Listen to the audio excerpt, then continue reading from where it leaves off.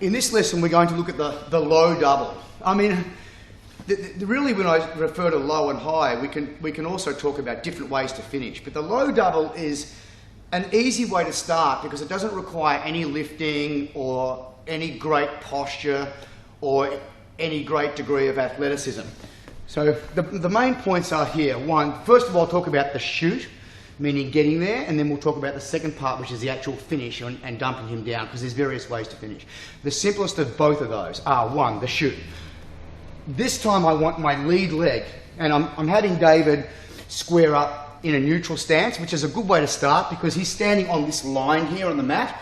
So it gives me a point of reference when I'm starting that I want this foot to be aiming in the middle. So the shape I'm looking at on the ground is the shape of a triangle. So that would be a bad way to start it over here, okay? This time I need to have my foot aiming in the middle. One, level change. Two, I step to a point where my foot is on the same line as his. So that's my connection with my shoulder. He's going to stay up and resist at this point, but I'm going to fold my knee through to the ground. So when I fold that knee, started to fold over my body. I may lift him up and dump him down. So we get to here. The simplest finish though, without any lifting, my trailing leg is going to come right behind, lay behind his leg, blocking his ability to step back and take him down. So first part again, drop, shoot, fold. Okay, so there's three parts to that. Drop, shoot, fold. Big mistakes are usually drop, connect, and my foot comes back. That's no penetration. I do not reach with my arms. Reaching with my arms will just get me extended and he'll sprawl. Keep your arms tight to your body. Sometimes we put them in our belts so our arms can't even reach. We've got to do it with our footwork. Drop. I've hit him and all my hands did was this action here. I did all of that motion with my legs. Okay. From there, folding through. All right, the second part now. Let's just move this way a bit. Once we're here, my trailing leg comes behind.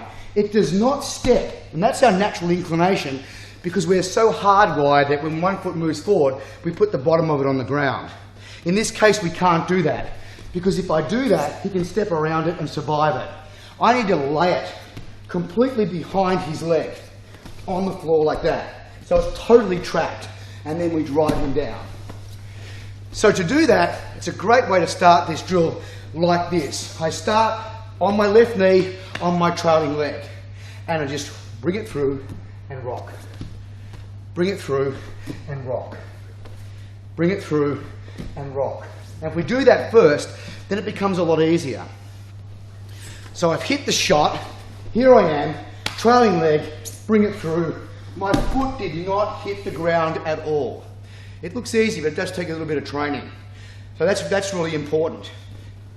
The trouble that people get into once they've got that though is they can look at my angle here, the way my body is from head to foot, that kind of forward angle. I drop, there's my angle. I hit him, there's my angle. And I adjust it. You see how I went up? Now it's hard to get this foot coming off the ground. You feel like you want to fall backwards. So the key is to maintain that angle. There's my angle. There it still is. It's still there. So this is light and very easy to pick off the ground and take him down. So just maintain that forward angle on the drop, on the shoot, and particularly on the folding of the knee. And then it becomes easy to get this trailing leg involved for what we call the back trip finish. One last time, hitting the points, drop, hit the shot, fold, back trip finish. And we end up usually in some kind of half guard. So we call that our low double.